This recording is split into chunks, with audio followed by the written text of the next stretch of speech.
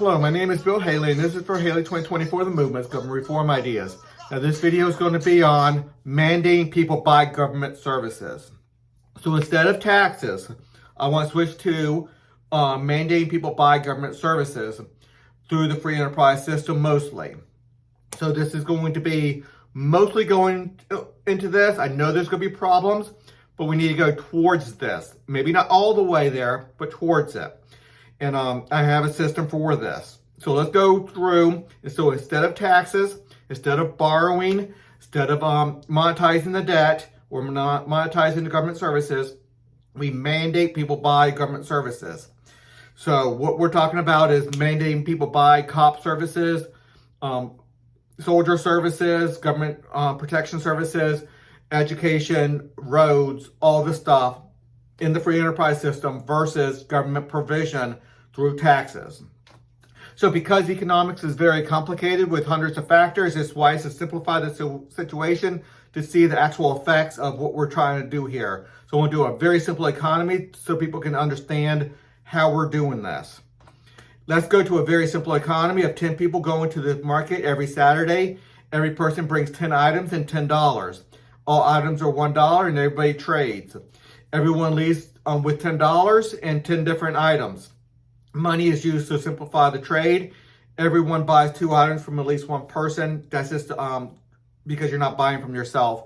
And I wanted the numbers to work out in even 100 trades.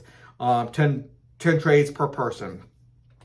Everyone keeps a stock of 20 items in their store. And that's just to make sure we have shelf stock right now in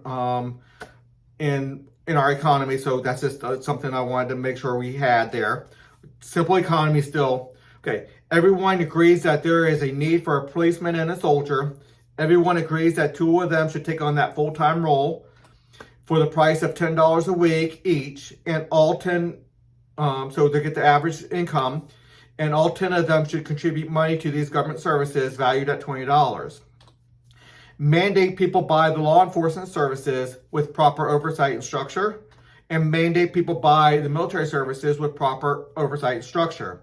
So instead of taxes to pay for these, or monetizing the debt, or monetizing government services, or borrowing the money, we're going to mandate people buy military services, mandate people buy law enforcement services. So 8 people bring 10 regular items to market. So the chickens and the bushels of wheat, bushels of corn, carpentry services, and the like. The cop and soldier stand behind the counter with 10 cards stating cop services and soldier services for the week. These cards are now items to sell. Therefore, 100 items are for sale at the market at $1 each. So 80 items with the normal items of wheat, corn, chickens, and the like, plus 10 cards for weekly cop services and weekly soldier services. As people shop in the market, the government mandates, all 10 people agreed, there should be a government mandate that everyone buys 1 cop card and 1 soldier card for $1 each every week, including the cop and the soldier. So that's $20. And the cop has to buy a cop card, the soldier has to buy a soldier card, same as everybody else. So that's how they get paid. All 10 people now sell 10 items and buy 10 items, 2 of them which are government service cards.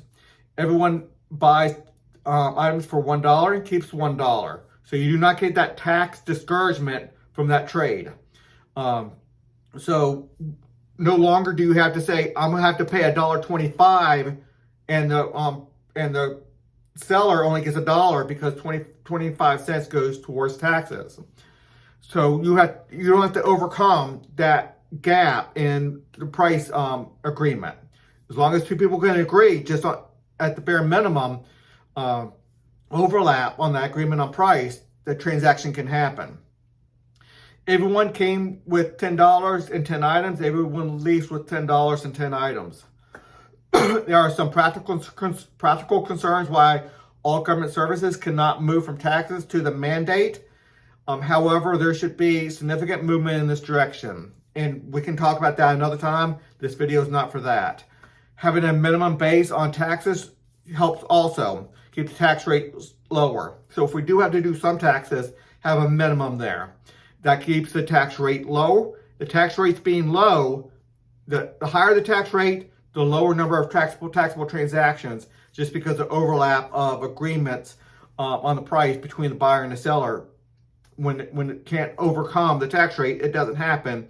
And that no tax income comes from a discouraged trade, and no benefit comes to both sides. Okay. This reform aims to increase the level of beneficial transactions by decreasing the tax discouragement created by higher tax rates.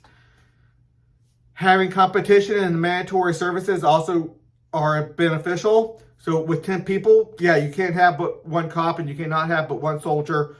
Obviously, if you need to fight off a foreign foe, you need all 10 people to join together and fight, and the things like that. But when you have thousands and tens of thousands of people, you can have competitive governments or competitive cops or services, private enterprise still, but competitive. So you choose which police, law enforcement services you want to buy from. Anyway, that's mandating people pay for government services instead of using taxes. Until the next video.